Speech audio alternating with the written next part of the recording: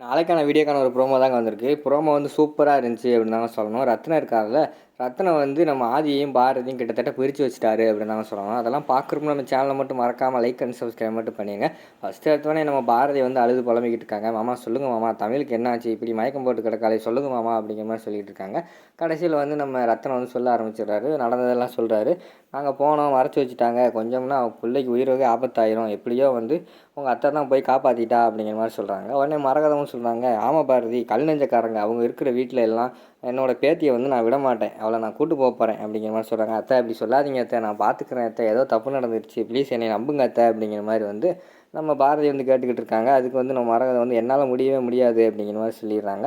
இங்கிட்டு பார்த்தா ரத்னமும் ஆமாம்மா, அவள் சொல்கிறது தான் கரெக்டு, இந்த விஷயத்தில் வந்து அவள் சொல்கிறத வந்து நான் கேட்க போகிறேன், என்னோடய பேத்தியை வந்து நான் என் கூடயே கூட்டு போக போகிறேன், நீங்களும் ஆதியும் பாரதி நீங்கள் 2 பேர் வந்து சந்தோஷமாயிருங்க சரியா, அதனால் வந்து தமிழை வந்து நான் அங்கே அனுப்ப மாட்டேன், எனக்கு நீங்கள் 2 பேர் சந்தோஷமாக இருக்கிறதுல வந்து எனக்கு எந்த ஒரு இதுவும் கிடையாது, ஆனால் தமிழ் அங்கே விட்டுட்டு என்னால் எந்த நேரத்தில் என்ன நடக்கும் தெரியாது, கொலகார குடும்பமாக இருக்குது அப்படிங்கிற மாதிரி சொல்லிவிட்டு நம்ம இவங்க இருக்காங்கள்ல ரத்னம் வந்து சொல்லிக்கிட்டு இருக்கிற மாதிரி காட்டிக்கிட்டு இருக்காங்க. பாரதிக்கு என்ன பண்ணுறதுனே தெரியல, விறுவிறுன்னு போய் நம்ம ரத்னத்தோட காலிலே விழுந்துடுறாங்க. மாமா மன்னிச்சிருங்க மாமா, தெரியாமல் நடந்துச்சு, என்னையும் தமிழை வந்து பிரித்து வச்சிடாதீங்க, எனக்கு வந்து தமிழ் இல்லாமல் இருக்கவே முடியாது, தமிழ் இல்லாமல் நான் என்னால் நினச்சி கூட பார்க்க முடியல, தயவுசெய்து வந்து தமிழை என்கிட்டே கொடுத்துருங்க மாமா, நான் அங்கேயே கூப்பிட்டு போயிடுறேன், இதுக்கு மேலே வந்து இந்த மாதிரி எதுவுமே நடக்காமல் நான் பார்த்துக்குருவேன் அப்படிங்கிற மாதிரி வந்து நம்ம பாரதி சொல்லிக்கிட்டு இருக்கிற மாதிரி காட்டிக்கிட்டு இருக்காங்க. உடனே ரத்னம் வந்து என்னம்மா பாரதி ரோட்டில் காலில் வந்துக்கிட்டு இருக்கேன், மரகதம் என்ன இப்போ கீழே வந்துக்கிட்டு இருக்கா, இவளை தூக்கு ஃபஸ்ட்டு அப்படிங்கிற மாதிரி சொல்கிறாங்க. வெறுவன் மரகதம் வந்து எந்திரி பாரதி எந்திரி பாரதி அப்படின்னு சொல்லிட்டு பாரதி வந்து தூக்குறாமல், சரிம்மா நீயும் இவ்வளோ சொல்கிற, உன்னால் வந்து தமிழை பிரிஞ்சு இருக்க முடியாதுன்னு வேறு சொல்கிறேன், அதனால வந்து நான் வேணால் உனக்கு ஐடியா தரேன், அது மாதிரி நீ பண்ணுறியா அப்படிங்கிற மாதிரி வந்து ரத்னம் கேட்காங்க.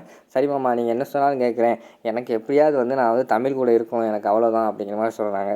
சரிம்மா நீ, அதாவது நீ அதுக்கடுத்து ஆதி தமிழ் 3 பேர் சந்தோஷமாக இருக்கல, எனக்கு எந்த கவலையுமே கிடையாது, நீங்கள் 3 பேர் சந்தோஷமாக இருங்க, ஆனால் எனக்கு ஒரே ஒரு இது என்னென்னா, நீ வந்து அந்த வீட்டில் இருக்கக்கூடாது, வேணால் என் கூட வா, அங்கே வந்து என்னோடய மகளாயிரு, இந்த கல்யாணத்தை நீ மறந்துடு அப்படிங்கிற மாதிரி சொல்கிறாங்க. மாமா என்ன மாமா சொல்கிறீங்க அப்படிங்கிற மாதிரி சொல்லிட்டு இருக்காங்க. எனக்கு வந்து இதே ஒரே ஒரு வழி தான் தோணுது, இதுதான் நான் சொல்லுவேன், நீ அதை கேட்டீங்கன்னா தமிழ் கூட இருக்கலாம், இல்லைன்னா உன் இஷ்டம் அப்படிங்கிற மாதிரி சொன்னோடனே நம்ம பாரதி வந்து ஷாக்காகி பார்த்துக்கிட்டு இருக்காங்க. அதோட பார்த்தீங்கன்னா அந்த ப்ரோமோ முடிச்சிடுறாங்க.